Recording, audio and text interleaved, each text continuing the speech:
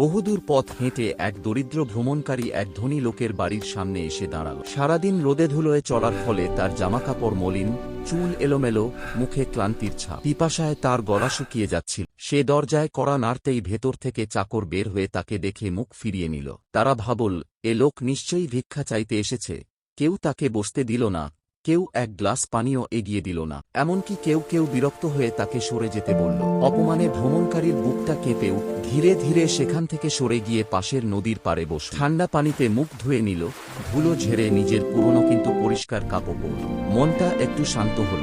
সে ভাবল, মানুষের চোখে মানুষ নয়, বাহ্যিক রূপটাই আগে পড়ে। এই ভেবে আবার সে সেই বাড়ির দিকে ফিরে গেল। এবার দরজায় পৌঁছাতেই চাকররা তাকে দেখে ভিন্নভাবে আচরণ করল। পরিষ্কার পরিচ্ছন্ন পোশাক দেখে তারা ভাবল, নিশ্চয়ই কোনো সম্মানিত অতিথি এসেছে। দ্রুত তাকে ভেতরে নিয়ে গেল, ভালো আসনে বসাল, পানীয় ও সুস্বাদু খাবার পরিবেশন করল। ভ্রমণকারী নীরবে সব দেখছিল। তার মনে পড়ছিল, একটু আগেই এই দরজার সামনেই তাকে অপমান করে তাড়িয়ে দেওয়া হয়েছিল। আবার সামনে এলে ভ্রমণকারী হঠাৎ থালার দিকে ঝুঁকে বলল, হে পোশাক, তুমি খাও, এই সম্মান তো তোমারই প্রাপ্য।